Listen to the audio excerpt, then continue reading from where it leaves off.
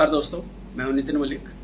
दोस्तों, आज एक नई खबर आई है जिसने पूरे ग्लोबल पॉलिटिक्स में एक हल्ला मचा दिया है।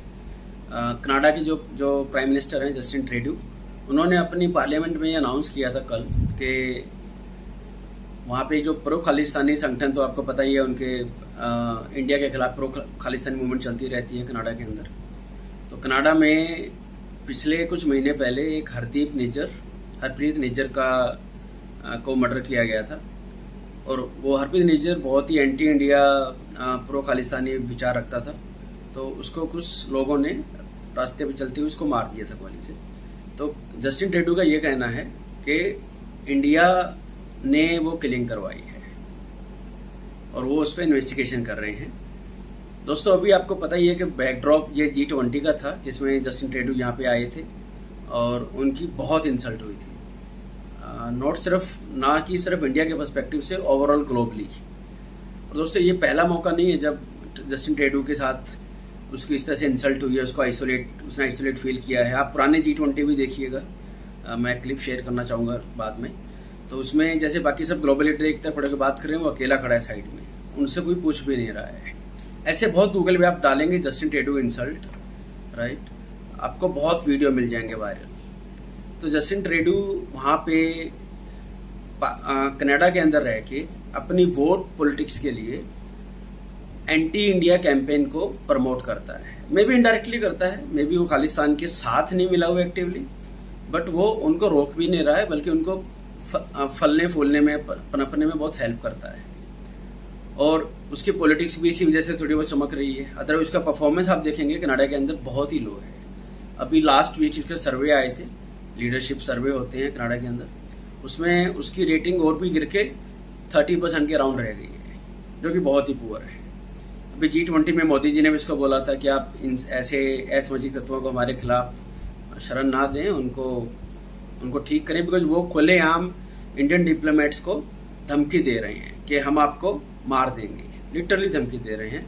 इंडिया पिछले 2-3 सालों में बार बार अपने डिप्लोमेट्स के थ्रू इनको ये बताता रहा है कि आप इन्हें रोकें, ये गलत हो रहा है, एंटी इंडिया मूवमेंट आपके यहाँ पे ज़्यादा ही हवा पकड़ रही है। बट उनके कान पे जू तक नहीं रहेंगी, वो पता ही है, बिकॉज वो उनका अपनी वोट पॉलिटिक्स चलानी है, वोट बैंक पॉलिटिक्स। और अभी ये लिमिट क्रॉस हो गई है, राइट, बिकॉज आई थिंक ये उनका एक रिटेलिएशन है। जो जस्टिन ट्रूडो का इंसल्ट हुआ इंडिया के अंदर, उसे किसी ने पूछा नहीं, वो खुद नहीं आया। ऐसा नहीं कि इंडिया ने जानबूझ के उसको नहीं पूछा, राइट। इंडिया ऐसे एज ए डिप्लोमेसी किसी को इंसल्ट नहीं करेगा, but he himself choose to stay away. वो ना G20 के डिनर में आए जिसमें सब लीडर आए थे। इसी दौरान G20 में एक फोटो भी बहुत वायरल हो रही है कनाडा के अंदर, USA के अंदर, जहाँ पे जो बिडेन उनको उंगली उठा के कुछ बता रहे हैं, और पूरी फोटो में साफ पता लग रहा है कि वो कुछ अच्छी बात नहीं बता रहे हैं। ऐसा लग रहा था जैसे वो उसको डांट रहे हैं, वो उसको डांट रहे हैं कि तुम ये क्या कर रहे हो। दोनों के चेहरे बहुत सीरियस थे। तो उनकी पिछली G20 में बाली में चाइना के प्रेसिडेंट ने भी उसको, जी जिनपिंग ने भी उसको डांट लगाई थी अच्छे से, वो भी काफ़ी वायरल हुआ था वीडियो। तो अभी कमिंग बैक टू दिस, उन्होंने जस्टिन ट्रूडो ने ये बोला है कि हम इसके खिलाफ इन्वेस्टिगेशन कर रहे हैं, और इंडिया के हमारे पास कुछ क्रेडिबल सोर्सेज हैं जिससे पता लगता है कि इंडिया ने ये किलिंग करवाई है, और हम अपने देश के नागरिकों को ऐसे नहीं मरने देंगे। और एज ए कॉन्सिक्वेंस उन्होंने बोला है कि हम इंडिया के डिप्लोमेट को इंडिया से एक्सपेल कर रहे हैं। एक सीनियर डिप्लोमेट है जो पहले रॉ एजेंसी के हेड थे या वहाँ पे काम करते थे, मिस्टर पवन, उनको उन्होंने बोला है कि हम आपको एक्सपेल कर रहे हैं, आप वापस इंडिया चले जाइए। तो आज सुबह ये इंडिया में न्यूज़ पहुंची है और इंडिया ने भी रिटेलिएट किया है। उनकी पूरी स्टेटमेंट को ना सिर्फ उन्होंने एब्सर्ड एंड मोटिवेटेड बताया है कि आप इसको नेगेटिव वे में आप रिटेलिएट कर रहे हैं और एंटी इंडिया मूवमेंट को प्रमोट कर रहे हैं, और ये इंडिया को एक्सेप्टेबल नहीं है। और एज ए प्रूफ इंडिया ने सिर्फ बातें नहीं की हैं, उन्होंने एक्शन भी ले दिया है।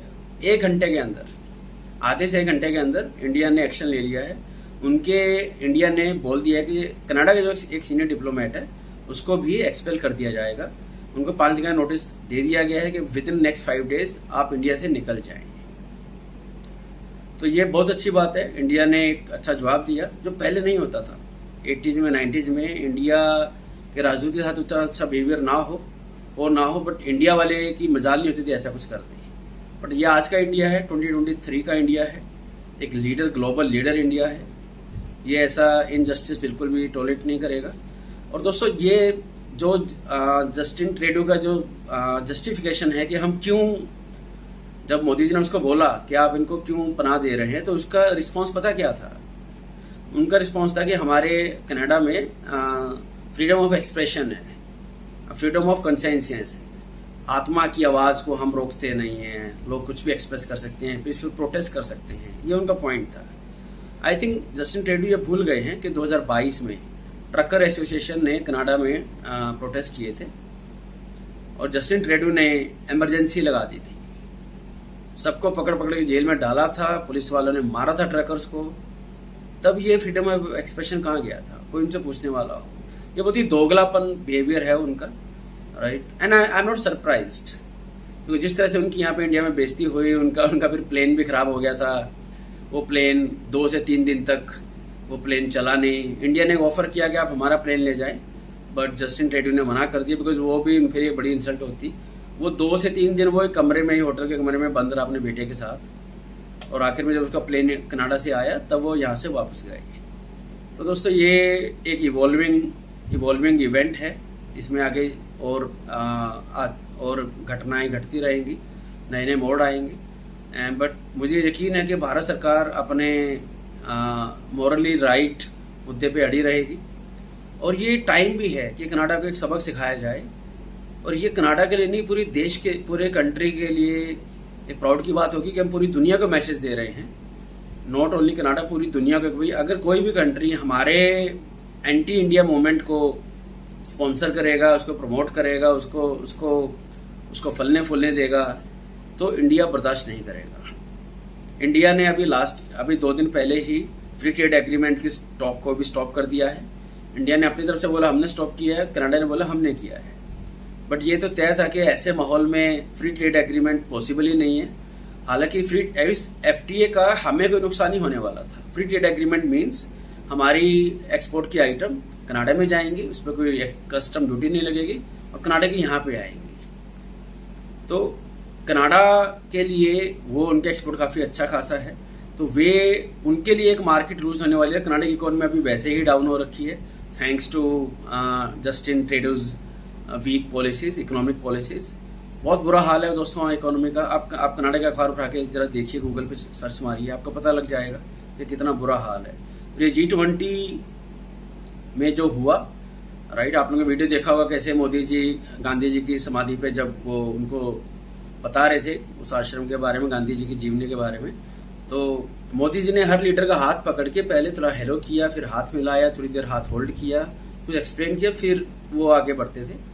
यहाँ पे जस्टिन ट्रूडो का हाथ पकड़ा था, उन्होंने झटके से छुड़वा लिया था हाथ जस्टिन ट्रूडो ने, और वो पूरी दुनिया में वायरल हुआ था। ये आप चाहते तो गूगल पे आके चेक कर सकते हैं। आगे जस्टिन ट्रूडो की बाद में जस्टिफिकेशन आई थी कि मैंने ऐसा कुछ नहीं किया है, अगर आपको कुछ ऐसे में लगता है तो आपकी मर्जी। बट वो तलखी, वो एक टेंशन दोनों कंट्री के रिलेशनशिप में दिखाई देती है जब 2 लीडर मिलते हैं। और अब ये टेंशन नेक्स्ट लेवल पे आ चुकी है, बिकॉज आप किसी कंट्री के ऊपर ऐसे इल्जाम नहीं लगाने चाहिए जब तक सॉलिड प्रूफ ना हो, राइट। जब आपकी आपस में कोई बैकग्राउंड हिस्ट्री ना हो, राइट। तो ये बहुत ही अनफॉर्चुनेट इवेंट है, बट मैं मानता हूँ ये एक सही दिशा में जा रहे हैं। हमें खालिस्तान मूवमेंट को कंट्रोल करना पड़ेगा।